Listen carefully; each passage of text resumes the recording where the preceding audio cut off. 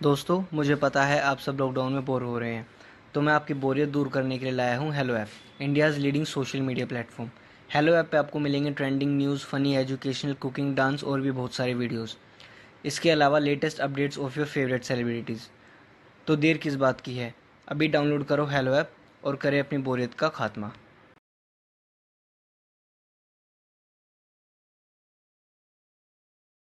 माँ, ये राधिका है, तुम्हारी बहू। राधिका गांव में हॉस्पिटल में नर्स का काम करती है। बस हम दोनों में दोस्ती हो गई और हमने शादी कर ली। राधिका, माँ के पैर छू। अरे चल हट, नालायक।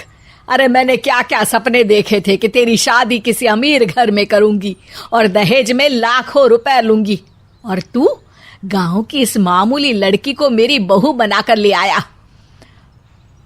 लेकिन बेटे की जिद के आगे सुनीता देवी मजबूर हो जाती है। राधिका सुनीता देवी को फूटी आंख भी नहीं भाती थी। तुम चिंता मत करो भाग्यवान, हम दोनों मिलकर अपनी बहू को इतना सताएंगे कि वो हमसे तंग आकर ये घर छोड़कर चली जाएगी। फिर हम अपने बेटे की शादी किसी बड़े सेठ की बेटी से कर देंगे, ठीक है? अगले दिन सुनीता देवी अपने बेटे का कमरा साफ कर रही होती है। तभी बहू के सामान में उसे एक बड़ी बड़ी मूंछों वाले आदमी की तस्वीर दिखाई देती है और उसके कंधे पर एक बड़ी सी बंदूक टंगी होती है। तस्वीर के नीचे लिखा होता है डाकू मंगल सिंह। ये किसकी तस्वीर है बहू? ये मेरे पिताजी की तस्वीर है। बस फिर क्या था, ये सुनते ही सुनीता देवी के हाथ पैर कांपने लगते हैं। वो भागती हुई सीधा अपने पति के कमरे में जाती है। अरे गजब हो गया जी, गजब। अरे क्या हो गया भाग्यवान? हमारी बहू एक मशहूर डाकू मंगल सिंह की बेटी है। हे भगवान, अब क्या होगा? क्या कहा? डाकू मंगल सिंह? अरे मर गए रे। सुना है वो तो बड़ा ही खतरनाक डाकू है, मारता ज्यादा है गिनता कम है। लोग पुलिस वाले भी उसके नाम से कांपते हैं। अरे सुना है वो तो हर हफ्ते 2-4 लोगों का ऊपर का टिकट कटवा ही देता है। हे भगवान, अब हम क्या करेंगे? ये हमारे नालायक बेटे ने कैसी मुसीबत हमारे गले बांध दी। हाँ वो तो है, अगर हमने बहू को जरा भी तकलीफ दी तो उसका बाप मंगल सिंह हमें गोली से उड़ा देगा। अब जो मैं कहता हूँ उसे ध्यान से सुनो। तुम बहू से बिल्कुल घर के काम मत करवाना, और ध्यान रहे उसे किसी प्रकार की तकलीफ नहीं होनी चाहिए, समझ गई ना? और ऐसा ही होता है। अगले दिन सुनीता देवी रसोई में खाना बना रही होती है कि तभी, ये क्या माँ जी, मेरे रहते आप खाना बना रही हैं? चलिए हटिए, मैं खाना बना देती हूँ। अरे नहीं नहीं बहू, तू यहाँ क्यों आ गई? जा तू अपने कमरे में जाकर आराम कर, मैं खाना बना लूंगी। सुनीता देवी जिद करके राधिका को भेज देती है। फिर एक दिन, अरे फर्श पर कितनी धूल जमी है, माँ जी देखेंगी तो नाराज हो जाएंगी, मैं अभी यहाँ पोछा लगा देती हूँ। राधिका जैसे ही पोछा लगाने लगती है कि तभी उसके ससुर की नजर उस पर पड़ती है। बंसीलाल भागता हुआ वहां आता है। अरे नहीं नहीं बहू, तुम ये क्या गजब कर रही हो? बहू तो बेटी समान होती है, और हम ना अपनी बेटियों से काम नहीं करवाते। तुम आराम से बैठकर यूट्यूब पर किड लॉजिक चैनल की सास बहू की कहानियां देखो। वो लोग ना बहुत अच्छी अच्छी कहानियां बनाते हैं। सच? आप देखते हैं? अरे मैं तो रोज देखता हूँ।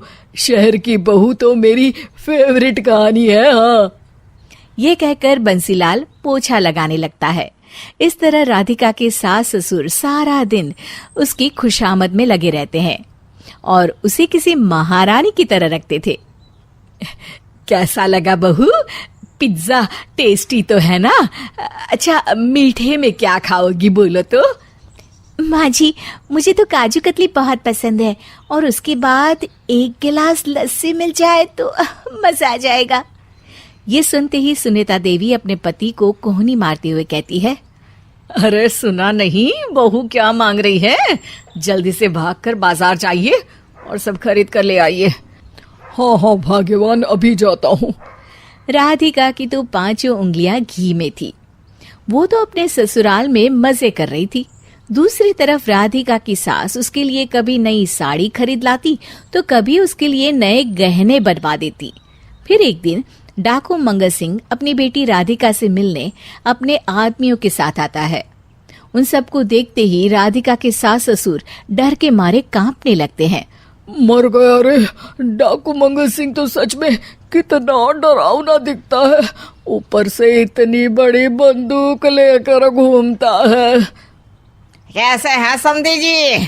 क्या हुआ? आप इतना घबरा क्यों रहे हैं? और आपको इतना पसीना क्यों आ रहा है? आपकी तबीयत तो ठीक है ना? जी अभी तक तो ठीक है, पर लगता है बहुत जल्द खराब होने वाली है। क्या कहा आपने? जी कुछ नहीं, बताइए बताइए कैसे आना हुआ? दरअसल आज आपके शहर में हमारी नाटंकी मंडली का प्रोग्राम है, तो इसी बहाने सोचा बेटी का ससुराल भी देखता चलूं। ये सुनते ही राधिका के सास ससुर हैरान हो जाते हैं। क्या कहा? आप नौटंकी में काम करते हैं? हाँ माँ जी, पिताजी डाकू की एक्टिंग बहुत अच्छी करते हैं। उन्हें तो कई अवार्ड भी मिल चुके हैं। और ये बंदूक, ये तो असली लगती है। तभी राधिका के पिताजी अपनी नकली मूंछ निकालते हुए कहते हैं, इस मूंछ की तरह यह बंदूक भी नकली है। ये तो छर्रे वाली बंदूक है, इससे तो मैंने आज तक चिड़िया भी नहीं मारी।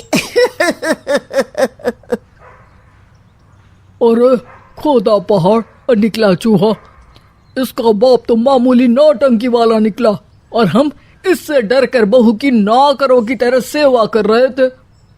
आपने सही कहा जी, इसके पीछे मेरे कितने पैसे खर्च हो गए और काम कर करके मेरी तो कमर टूट गई सो अलग। अरे बहू, तूने अपने पिताजी के बारे में हमें पहले क्यों नहीं बताया? राधिका मुस्कुराते हुए कहती है, आपने तो कभी पूछा ही नहीं ना माँ जी।